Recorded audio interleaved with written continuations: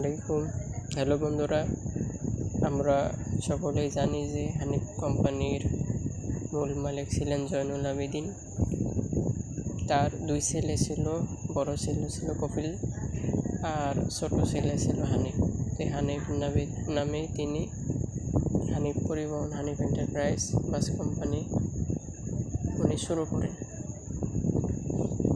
তো বড় ছেলে কপিল, তার ছেলে হলো অভি, তার নামেই অভি রিফুয়েলিং স্টেশন রাখা হয়েছে। তো আজকে আমরা এখানে ঢুকবো। গুগল ম্যাপে চলে আসলাম। আমরা এখন অভি রিফুয়েলিং স্টেশনে ঢুকবো। চলে গেলাম। এখানে আমরা হানিফ বাস দেখতে পাচ্ছি, হানিফ ভলভো। ছবিতে গেলাম, হানিফ ভলভো পরে আছে অনেক দিন হলো হানিফ এন্টারপ্রাইজ। এরপরে সেই ফয়েল, আরেকটি সুন্দর বাস, নন এসি ও না এসি বাস। হানিফের বাস, এটা নন এসি, হানিফ স্পেশাল।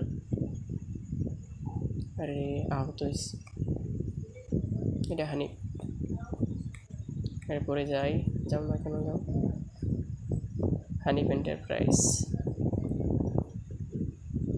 সুন্দর বাস। এই বাসটি হলো ঢাকা মেট্রো ব 13-27-00। এটি যায় মূলত হানিফ, ঢাকা থেকে দিনাজপুর, ফুলবাড়ি, বিরামপুর। হানিফ এন্টারপ্রাইজ। এই নন এসি বাসের প্রাইস মূল্য প্রায় 80 লক্ষ টাকার মতো, একটু কম বেশি হতে পারে। এখন আরেকটা ছবিতে যাই, এটা হানিফের ভলভো, এটা ফয়েল, হানিফের নন এসি, হানিফ 1, 2, 3 আরও ভলভো, অভি মোটরস।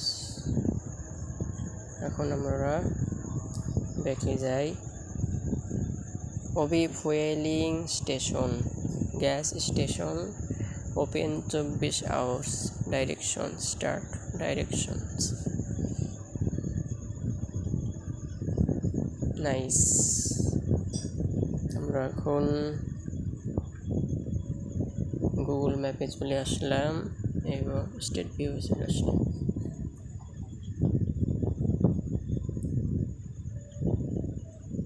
ঢাকা নগর পরিবহন বাসগুলো পড়ে আছে এখন ময়লায় ভরা। হানিফের বাস,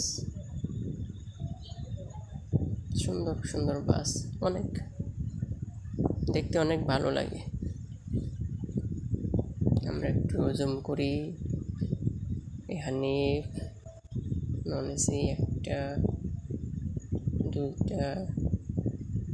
আরও একটা, এবার এই একটা। ঢাকা নগর পরিবহনের অবস্থা তো দেখি বেহাল অবস্থা। এত লাখ টাকার গাড়ি। এই ইয়ার্স এগো, এখন সিমোর ডেট। আমরা এখন 2013-তে যাই। এটা 2013 সালের ছবি, 13 সালের হানিফ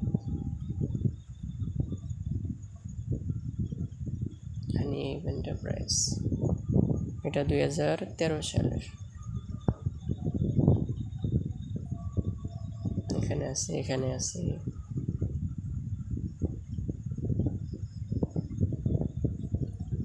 এখন যাব 2021 সাল।